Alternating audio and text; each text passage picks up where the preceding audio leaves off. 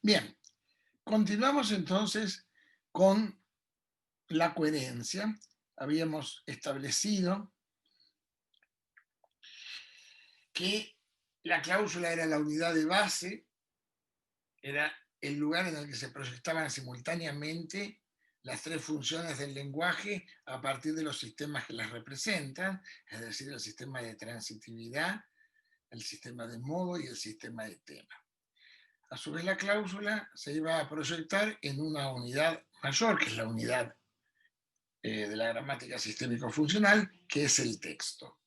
Entonces, el texto va a tener como propiedad característica el hecho de ser coherente. Entonces, dicen Halliday y Hassan, porque ahora ya no es solamente Halliday, sino que Halliday y Ruqayya Hassan, su mujer, escriben un texto que se llama Cohesión en inglés, del año 1976. Dicen, cuando la gente habla o escribe, lo que está produciendo son textos. En ese sentido, la palabra texto refiere a cualquier instancia del lenguaje que es coherente para las personas que conocen esa lengua. Ser coherente en este caso es que tenga algún tipo de significado en términos interpretativos de aquello que se está diciendo. Un texto es un pasaje de discurso que es coherente en dos sentidos. Es coherente respecto del contexto de situación, es decir, consistente en registro, y es coherente respecto a sí mismo, de sí mismo, o sea, es cohesivo. Es importante entonces que la coherencia se manifiesta en dos sentidos, un sentido interno y un sentido externo. Interno lo vamos a denominar cohesión, externo consistencia en registro. Es decir, debe guardar relación entre las partes y a su vez debe ser adecuado a la situación en la que se produce. Entonces tenemos dos dimensiones, una dimensión interna y una dimensión externa. La dimensión interna es la cohesión, la dimensión externa es la consistencia en registro. La cohesión se va a caracterizar por marcar la relación entre las distintas partes del texto, es decir, entre las distintas cláusulas. De ahí que sea interna. La consistencia del registro, la relación con el contexto de situación. De ahí que sea externo. Entonces tenemos texto cohesivo, contexto consistente en registro, y ambos dan cuenta de la coherencia. La coherencia se da entonces en dos planos simultáneos, el cohesivo y el consistente en registro. La consistencia de registro es la relación de ese texto, el que estemos trabajando, cualquiera de ellos, con el contexto de situación. Tenemos campo, tenemos tenor, tenemos modo. El texto, no los vuelvo a definir porque ya los definí. El texto se define por su propiedad, que es la textura, entendida como una unidad respecto de su contexto y que se va a manifestar por determinados tipos de relaciones semánticas que se establecen entre sus partes. Todo texto tiene que tener textura, que es lo que hace que un texto sea efectivamente un texto. El texto, en definitiva, es una unidad de lenguaje en uso definida por su significado y no por su forma, ¿no? Es justamente una unidad funcional. El texto no es, entonces, una unidad estructural. Estructural es la cláusula, no el texto. La cohesión no es una relación estructural, o sea, intraclausal. Es interclausal. Es un fenómeno interclausal. Es producto de dos procesos combinados, el de instanciación y el de realización. Realiza los distintos elementos y instanciación es la realización efectiva de ese texto en ese momento. El sistema del lenguaje, el potencial de significados, se va a realizar justamente en forma de textos. El texto, entonces, es un proceso de selección de las opciones de ese sistema que se van proyectando en una estructura a través de los diferentes recursos léxico-gramaticales. Las unidades estructurales, como dijimos, son las cláusulas. Y el texto se va a realizar a través de cláusulas, pero no supone ninguna integración estructural superior a ellas. No es una macro oración, justamente porque la naturaleza del texto es semántica y la naturaleza de la cláusula es estructural. La cláusula va a proveer estructuras. Las relaciones entre esas estructuras van a ser relaciones de significado, no de forma. El concepto de ligadura es un concepto central para entender la cohesión. Tenemos dos elementos, A y B. Ambos se relacionan. Si se considera el texto como un espacio continuo en el que los sucesivos mensajes se suceden unos a otros, los ítems que configuran los dos extremos del lazo, A y B, están separados espacialmente, pero están relacionados semánticamente.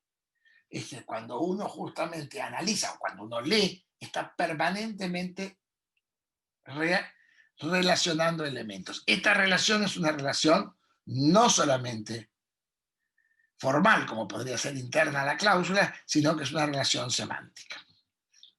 Vean ustedes ahí el ejemplo.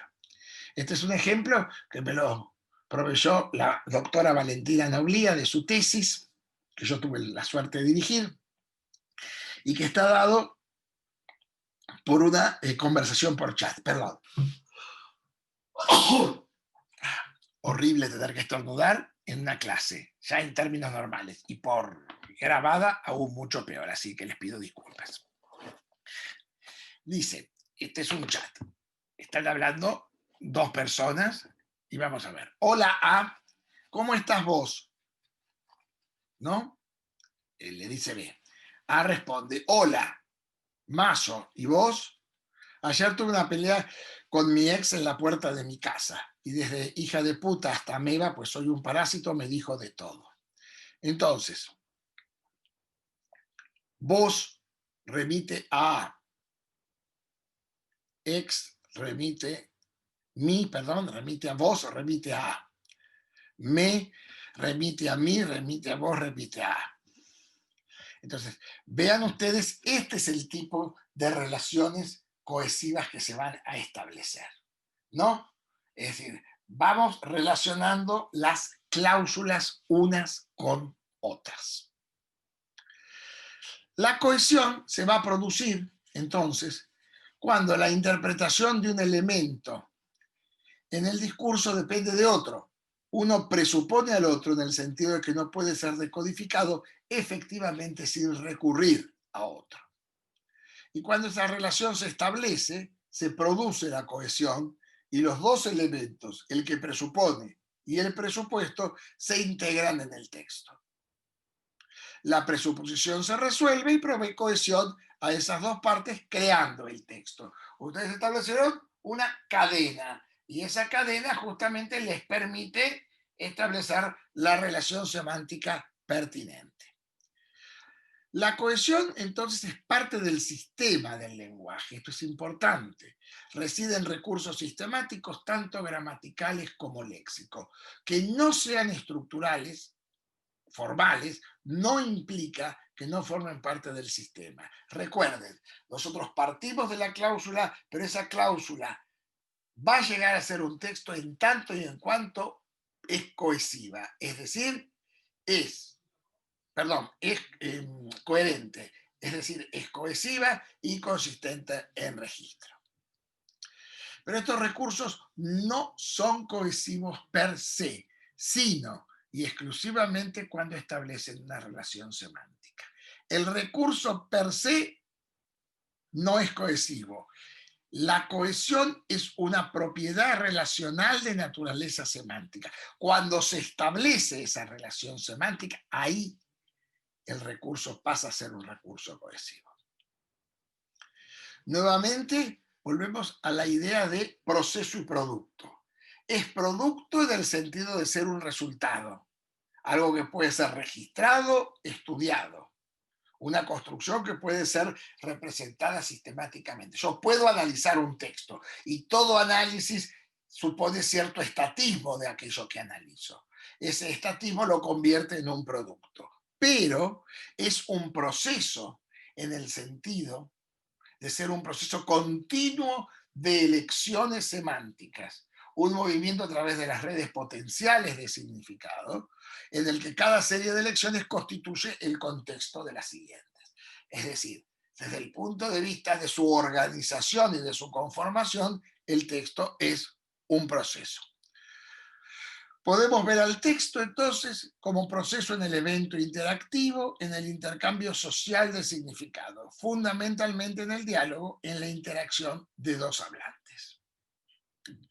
Entonces, en términos cohesivos, nosotros tenemos dos grandes tipos de cohesión.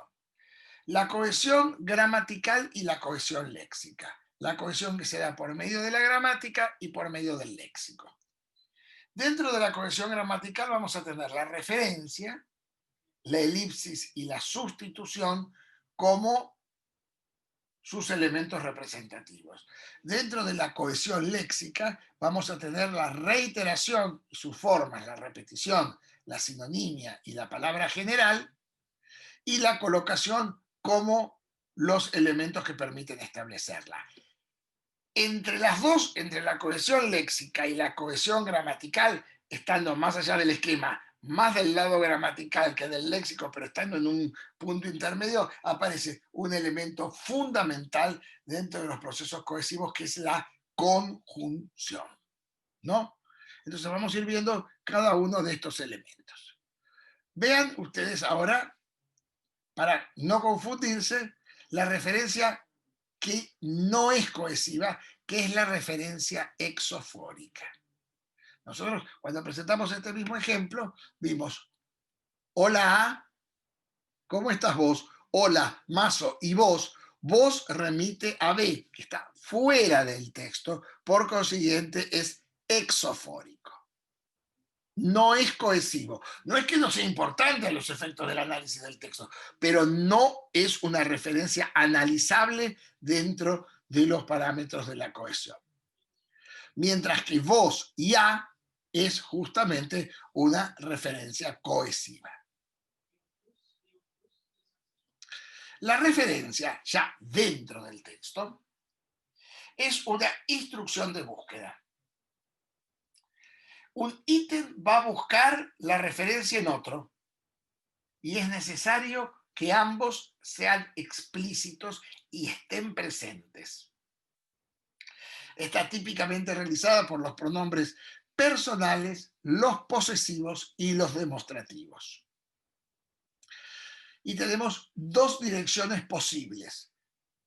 La referencia anafórica, que es una instrucción de búsqueda hacia atrás en el texto, el ítem que busca su referencia va hacia atrás en el texto para encontrarla, que suele ser la más común, por lo menos en la interacción cotidiana, y la referencia catafórica, en el que la instrucción de búsqueda es hacia adelante en el texto, es decir, se crea cierto grado de expectativa, si ustedes quieren.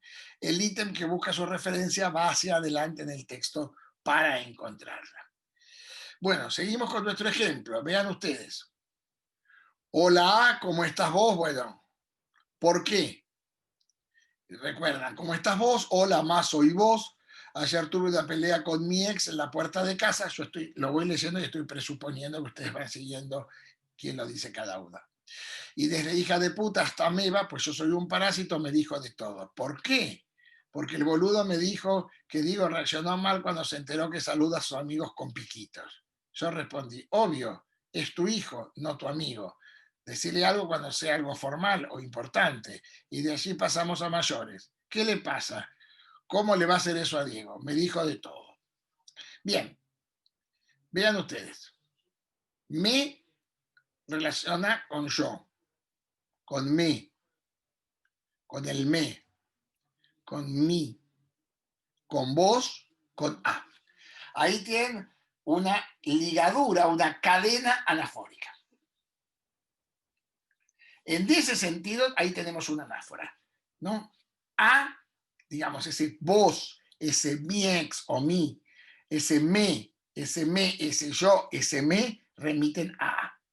Eso es una cadena y la referencia es una referencia anafórica. Aparece el primer ítem y luego todos remiten a él. Vean que en el caso de una catafórica sería al revés. Lean si quieren el primer párrafo de Funes el Memorioso de Borges y van a ver justamente ahí que dice, comienza diciendo, lo recuerdo, ¿no?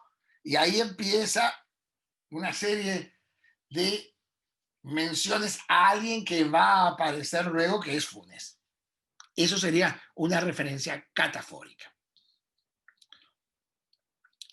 Acá tienen el caso del texto que estamos viendo. Yo respondí, ahí los dos puntos aparecerían como una catáfora. Obvio, es tu hijo, no tu amigo. Me dijo de todo, catáfora de todo lo que viene desde que siempre fui una ameba, etc.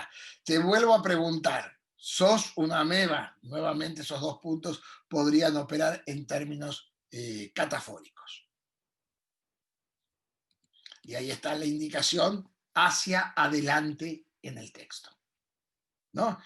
Ahí ustedes tienen el elemento, el contraste entre lo anafórico y lo catafórico. Los dos ítems están, hay dos ítems, ¿no? Porque ahí podría, los dos puntos, si yo respondí esto remite a todo lo demás, me dijo de todo, que siempre, todo remite a que siempre fui una ameba, etcétera, etcétera.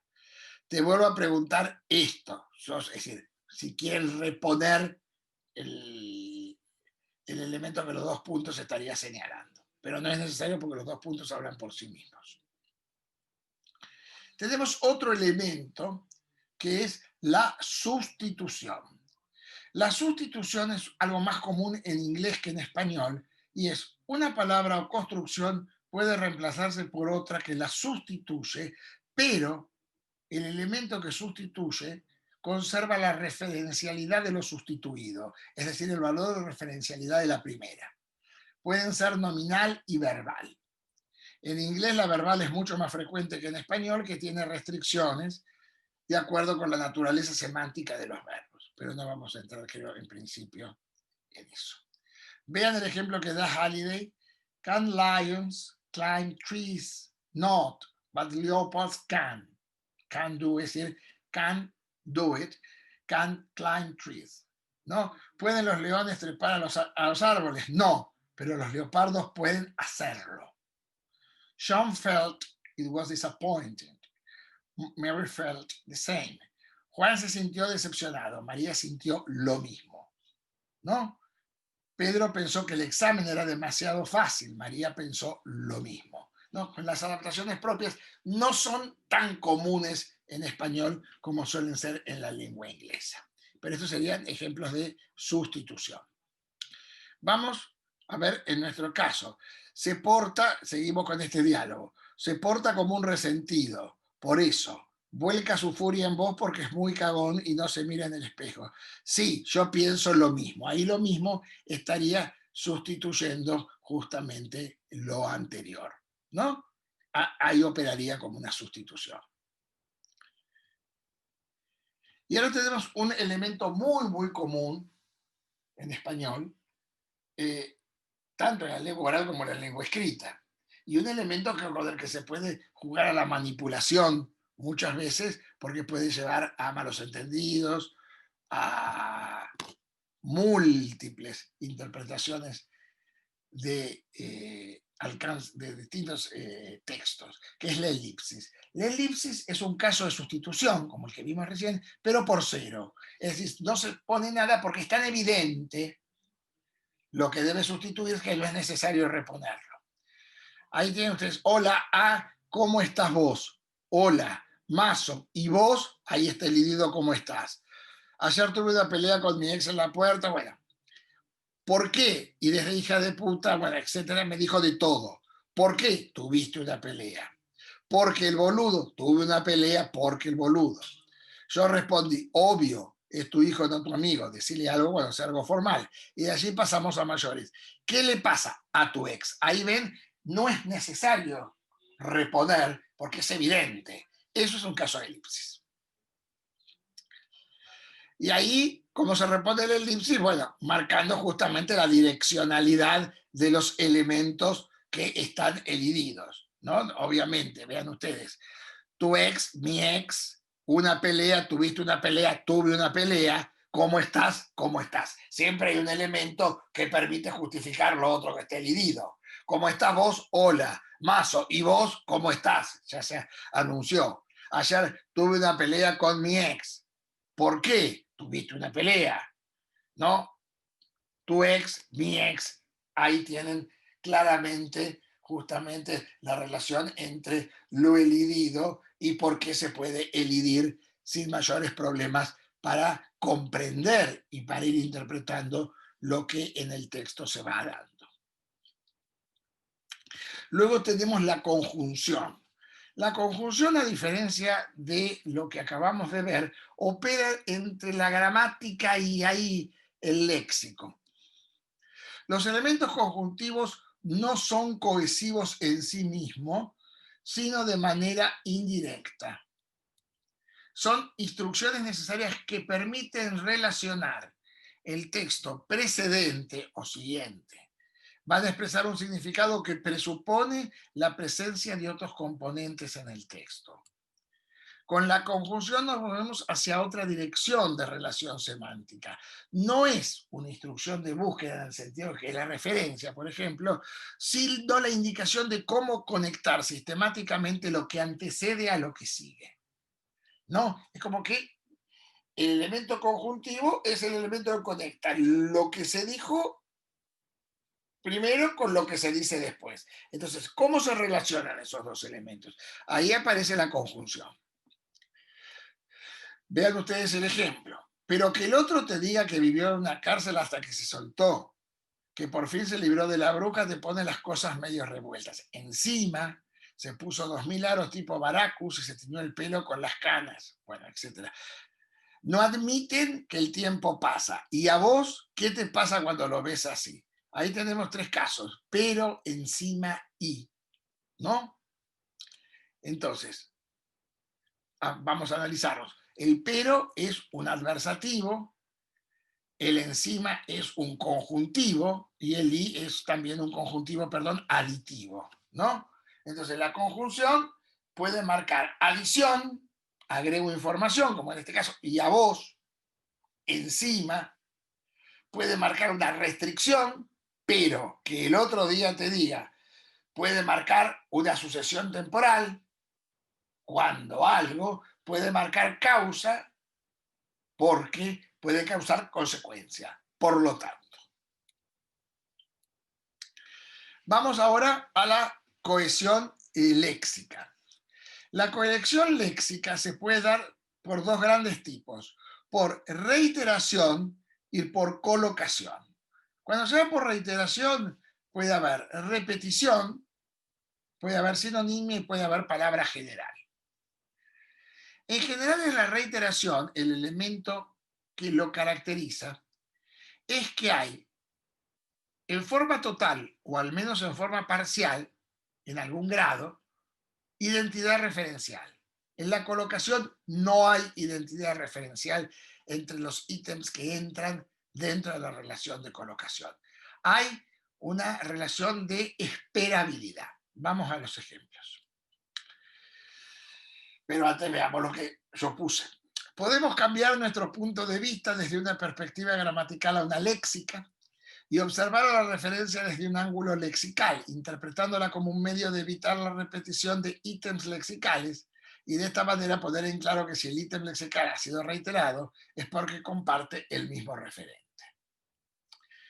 Vean ustedes, ahí tenemos, bueno, mírame a mí, ahora hace gimnasia, tiene unos tubos bárbaros, toma sol y se cortó el pelo, está divino y con otra divina. Y ahora es un padre ejemplar, se compró un Audi descapotable, dice que es usado. Se fue a Cuba y no dio información acerca de su paradero durante 5 días. El padre hasta llamó a la embajada. Ahí tienen ustedes, tienen la repetición de la palabra padre. Luego habrá, obviamente, mejor contextualizarla e interpretarla, pero una repetición del mismo ítem lexical. Sinónimos. Aquí citando el corpus, acepten en principio. Artista, creador. Cuasi sinónimos o sinónimos cercanos. Pelea, pasamos a mayores. Inteligente, cerebro privilegiado, parásito, vivo a sus costillas. Siempre, nunca en términos de antónimos. Es decir, estos son elementos justamente que permiten analizar lexicalmente un texto. Y luego tenemos la palabra general. Vean que en el caso de los sinónimos, como en el caso de la repetición tenemos identidad de rasgos. En los sinónimos tenemos algunos rasgos idénticos y otros no. En la palabra general vamos a tener rasgos justamente generales de la clase a la que pertenecen los ítems particulares. Sería lo que se llama un hiperónimo. Opera en el límite entre la cohesión gramatical y la léxica. Se trata de un nombre, gente, lugar, cuestión, persona, niño, hombre, mujer, criatura, asunto, tema, con una referencia generalizada de clases mayores de nombres acompañados del determinante el, la, que son interpretables anafóricamente. Desde el punto de vista léxico, estos nombres responden al principio general según el cual un ítem superordinado opera anafóricamente como una clase de sinónimo. Gramaticalmente, la palabra general con su determinante se comportan como cualquier otro ítem referencial. Se compró un Audi descapotable. Ese autito se compró. Es decir, auto, o autito en este caso, actúa como una palabra general en relación a una marca particular. Es decir, Audi es auto. Audi es un auto. Entonces, o mejor dicho, Audi es una marca de un auto. Entonces, justamente, cuando uno dice autito o auto, aparece como un hiperónimo. Ese hiperónimo, esa palabra general, incluye a todas las marcas de autos particulares. Es como si yo estoy hablando de un escritor y digo, escribió estos libros. 100 años de soledad, La hojarasca, Crónica de una muerte anunciada, Vivir para contarlo. García Márquez es sin duda un autor latinoamericano destacado. Entonces, justamente, libros entra en relación de palabra general con cada uno de los títulos de los libros, en este caso particular, de García Márquez. Bueno, cada otra palabra general, loco, psicótico, artista por Leonardo da Vinci, chico por Diego, cosa por persona o por mujer. Esto dentro del corpus. Y luego tenemos la colocación. Todo ítem léxico puede entrar en una relación cohesiva, pero en sí mismo no lleva ninguna indicación de si está funcionando cohesivamente o no. Es decir, tenemos que verlo en el texto. Cada ocurrencia de un ítem léxico conlleva su propia historia textual, un entorno de colocaciones particular que ha sido construido en el transcurso de la creación textual y que proveerá el contexto en el que el ítem se realizará en una ocasión específica. Este entorno determina el significado ocasional o significado textual del ítem. Un significado que es único y particular a cada instancia específica. Bueno, acá pone ejemplos de ameba, parásito, vivo a sus costillas, ex, amigas, piquitos, algo formal, pelea, reaccionar mal, pasamos a mayores, Cuba, embajada, decir, preguntar, llamó. Es decir, tal vez estos no sean tan representativos al no tener todo el texto, pero ahora vamos a ver justamente un texto. Pero justamente la colocación nos habla de lo que es esperable en función de la creación de un campo semántico dentro de ese texto. Por ejemplo, hay algunos que están, obviamente, o que tienen un grado de mayor esperabilidad. Por ejemplo, si estamos hablando en un texto sobre el COVID, es esperable que aparezca pandemia, es esperable que aparezca médico, es esperable que aparezca enfermera, es esperable que aparezca enfermo. Ninguno de ellos tiene identidad referencial, pero es esperable que aparezcan porque están creando un campo de significación, creando un campo semántico. Esa es la característica que tiene justamente la colocación. Entonces, si nosotros vemos las funciones del lenguaje, las variables de registro y de género, podemos decir, para resumir, función ideativa, función interpersonal, función textual. Campo, tenor y modo. Y ahí habría una primera relación. El campo, tenor y modo nos daría la consistencia en registro y se inscribiría dentro, como habíamos dicho, de un género determinado. Justamente la función intensiva, la función interpersonal, la función textual se proyectan en el texto y en esa proyección textual justamente tenemos las relaciones de cohesión y de consistencia en registro a partir del campo, tenor y modo. Y luego la inscripción genérica.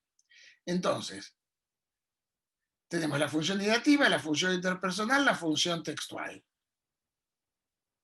El campo, el tenor, el modo y el texto.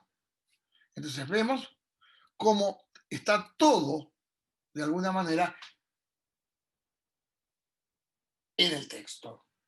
Todo está representado en ese texto. En el texto voy a poder dar cuenta de los aspectos, obviamente a partir de sus cláusulas, ideativos, interpersonales y textuales, del campo y del tenor del modo, a partir justamente, además, de las relaciones cohesivas. Entonces ahí tengo la gramática y aquí tengo el contexto de situación, el registro. Vamos a un análisis textual. Yo elegí un texto que seguramente a ustedes les va desde asombrar hasta decir, bueno, Dios mío, ¿por qué? Que es la letra de una canción que se llama El último cuplé, que está tomada justamente de una película famosa, por lo menos en su momento, en el mundo hispánico, que se llamó El último cuplé y que protagonizaba Sara Montiel. Dice así el texto. Un día de San Eugenio, yendo hacia el Prado, le conocí. Era el torero de más tronío y el más castizo de todo Madrid. Iba en caleza pidiendo guerra y yo al mirarlo me estremecí. Y él al notarlo bajó del coche y muy garboso se vino a mí. Tiró la capa con gesto altivo y descubriéndose me dijo así: pisa morena, pisa con garbo, que un relicario me voy a hacer, con el trocito de mi capote que haya pisado tan lindo pie. Un lunes abrileño él teoreaba, y al verlo fui. Nunca lo hiciera que aquella tarde de sentimiento creí morir. Al dar un lance cayó en la arena, se sintió herido, miró hacia mí, y un relicario sacó del pecho que yo enseguida reconocí. Cuando el torero caía inerte, en su delirio decía así y repite, por supuesto, el estribillo. ¿Cuál sería el primer paso entonces de un análisis textual? Lo que acabamos de hacer, lo que acabo yo de leer, que sería la transcripción del texto. Ahí veo que hay un pronombre él que no tiene tilde, que se me escapó, obviamente, como tantas otras cosas, a mí. Ahora no lo encuentro, pero apareció. Bueno, ahora no lo veo, pero lo vi recién. El segundo paso de un análisis textual sería la segmentación en cláusulas. ¿Cuál va a ser el criterio de la segmentación en cláusulas? Donde encontremos un verbo, no necesariamente conjugado, podemos encontrar lo que tradicionalmente se llamaba verboides, y ahí justamente establecer las cláusulas. Vean ustedes, por ejemplo, un día de San Eugenio, hay un 2 porque ahí aparece una subordinada, le conocí, yendo hacia el Prado, que es una construcción verboidal, es decir, una construcción que aparecería o sería equivalente a una subordinada. Era el torero de Mastrodío, los conectores los dejamos afuera porque justamente los conectores son cohesivos, el más castizo de todo Madrid. Iba en caleza pidiendo guerra y, queda afuera, yo Al mirarle, otra construcción verboidal, me estremecí y queda fuera nuevamente. Él, al notarlo, otra vez, construcción verboidal, bajó del coche y muy garboso se vino a mí. Tiró la capa con gesto altivo y, descubriéndose, me dijo así.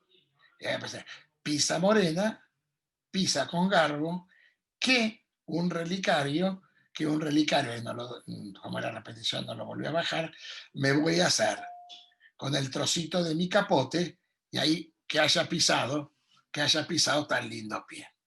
Esto último lo dejé para que entrara en la página.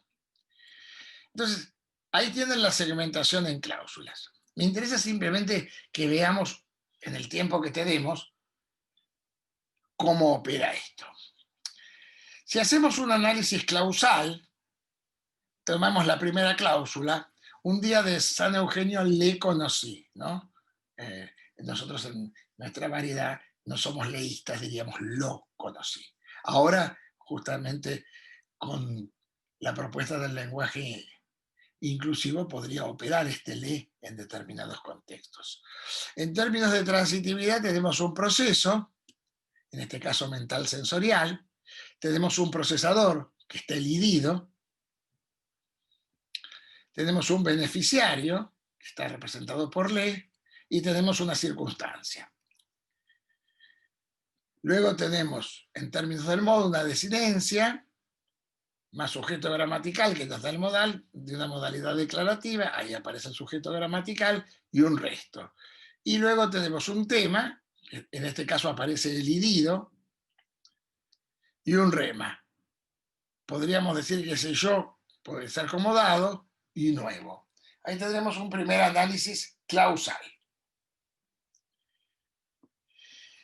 Yendo hacia el Prado, nuevamente tendríamos un proceso de conducta, en este caso, un procesador, una circunstancia.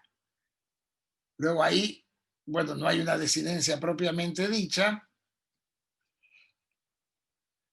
pero podemos reponerla, y desinencia más sujeto gramatical, modalidad declarativa. Y luego tenemos el sujeto gramatical, el resto, el tema que estaría dado por la elipsis, el rema, el dado y nuevo. Y luego el 3 era el torero de Mastronío, tenemos un proceso relacional, un rol inherente, otro rol inherente, desinencia, sujeto gramatical, modalidad declarativa, resto, tema, rema, dado, nuevo. Y aquí tendríamos el modelo de análisis cohesivo. No lo voy a leer para no hacerlo tan extenso, pero veríamos justamente, está marcado ahí con los nombres, hay elipsis, hay referencias catafóricas, hay conjunciones con valor consecutivo. Vean cómo se privilegia la anáfora, ¿no? Y ahí tenemos justamente, a partir de los elementos marcados en rojo, los elementos que marcan justamente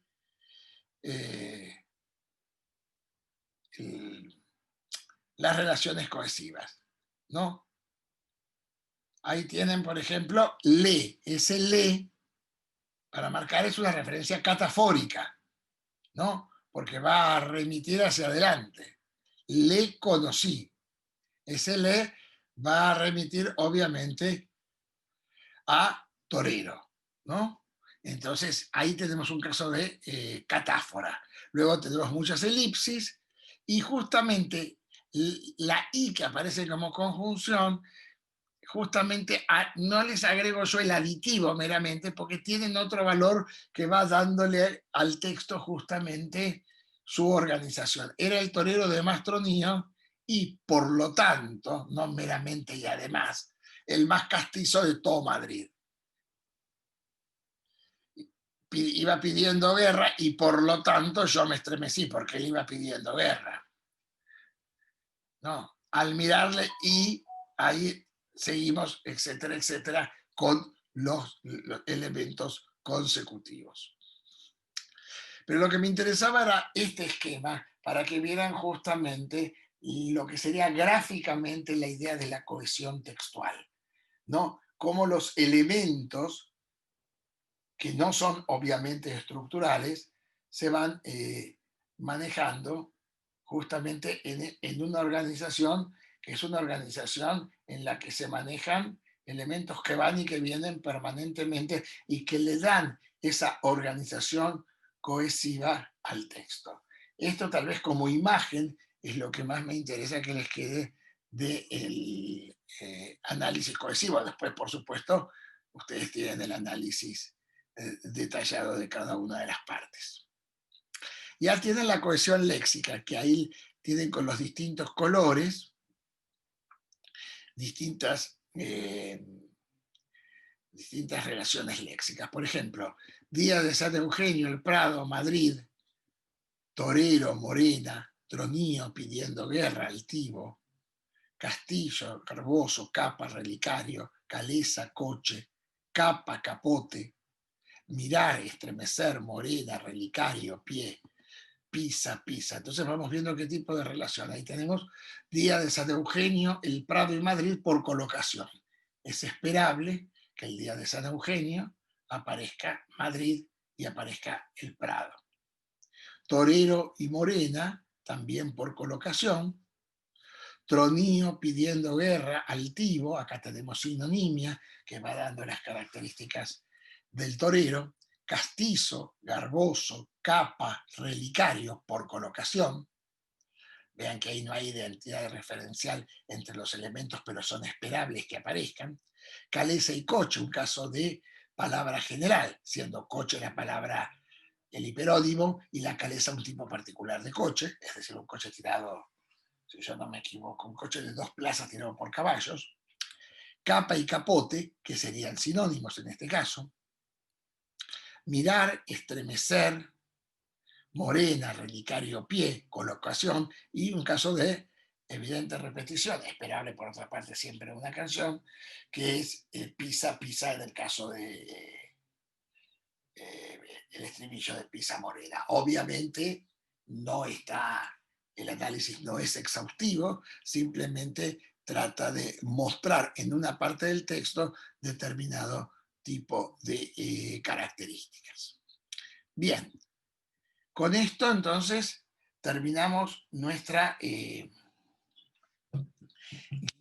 3, el sujeto funcional, que vemos que es un sujeto fundamentalmente activo y esa actividad se manifiesta fundamentalmente a partir de qué? De que es un sujeto que produce un texto que se logra a partir de las opciones permanentes que lleva a cabo en esa producción del texto, que está condicionado por la situación interaccional en la que está inscripto. Y esa situación interaccional en la que está inscripto determina parcialmente las características de ese texto.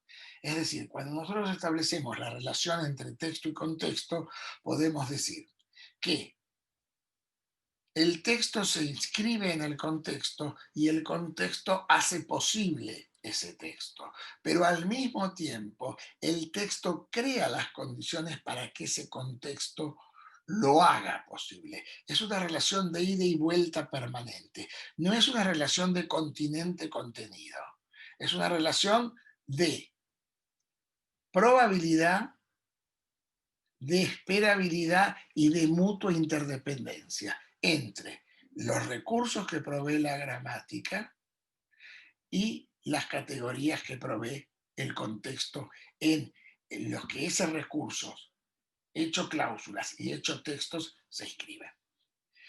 Bien, yo los veré el día sábado con nuestro segundo encuentro. Así que muchas gracias.